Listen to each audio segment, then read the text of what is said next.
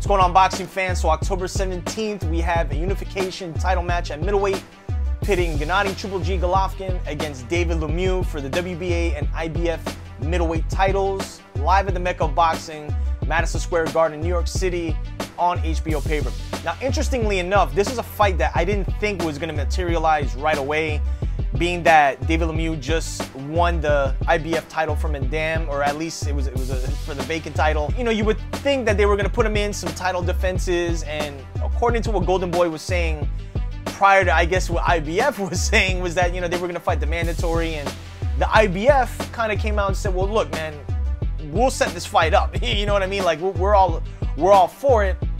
Lo and behold, here we are, 2 weeks away from Gennady Golovkin and really David Lemieux's first trip to pay-per-view. And from what I've seen on the ticket sales, the pre-sales, I mean, so far, I mean, this has been a huge sale for somebody who's never been on pay-per-view, and looks as if HBO's pushing him, Golovkin, to be that next big pay-per-view star for the network. Now, as far as how the fight breaks down, I mean, not to really beat around the bush, but while David Lemieux is a guy that I think possesses that type of power that may have Golovkin respect him a little more than other guys, I think, again, man, we're going to find out that Gennady Golovkin is much more than a power puncher. There's a lot of things that he brings to the table that maybe David Lemieux will bring out of him, and will have Golovkin showcase some of the things that, you know, he's able to do besides just walk fighters down. But I just think when you look at the style matchup, David Lemieux is a guy who's a decent boxer, but he can crack, you know, and I think that's going into the fight his biggest weapon, to not have Golovkin attack him that much or that frequent. The problem I think he's going to run into is the fact that, number one, speaking for Lemieux, I mean, he's been cracked, he's been hurt, he's been knocked out. And when you look at Golovkin, you look at the streak of knockouts, I mean, it's hard not to pick him. But when I look at the boxing acumen from both guys, when I look at the levels, when I look at the experience against different styles, you gotta lean towards Golovkin. And then adding the notion as well is that it's one thing when people are painting a picture about Golovkin not having the greatest defense. I mean, I think we all know that. Does he have terrible defense? No. You know, I think we have to look at the way he sets his punches up. He's kind of a guy that will take a couple punches or take a punch here to feel you out.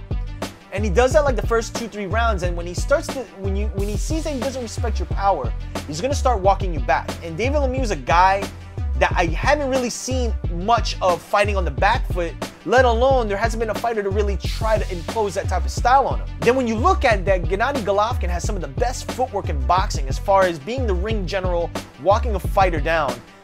I think that's where Lemieux is going to run into trouble. He's going to figure out that Golovkin's got a really good jab.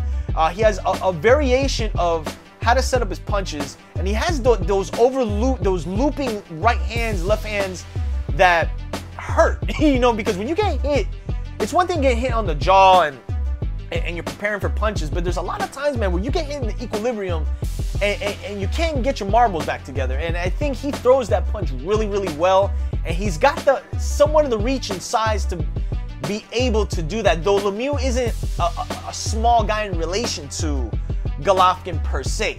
I have Golovkin winning this fight in like a 6th, 7th round TKO stoppage. I think there's going to be points where Lemieux is going to land on Golovkin, and then I think he's going to get very discouraged when he sees that Golovkin can take his punch. You know, because I think the problem with landing on Golovkin, it's not the fact that you can hit him, but it hit him flush. And I don't think that's the easiest thing to do. And not many people have been able to do that and have Golovkin respect you, which is, I think, the problem Lemieux is going to run into in this fight.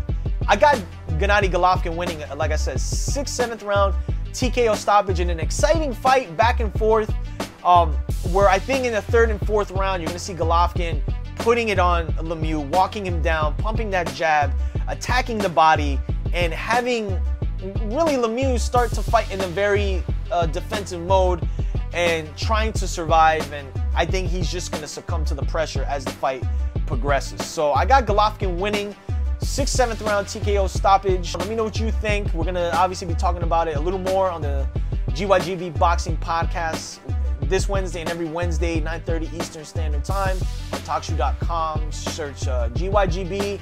Myself, Coltrane, Ride or Die, and the whole crew will be talking about last week's fights, this week's upcoming fights, and that's pretty much it, man. Let me know you got winning Golovkin versus Lemieux, October 17th, live on HBO pay-per-view at the Mecca of Boxing, Madison Square Garden, New York City. So until then, salute, I'm out.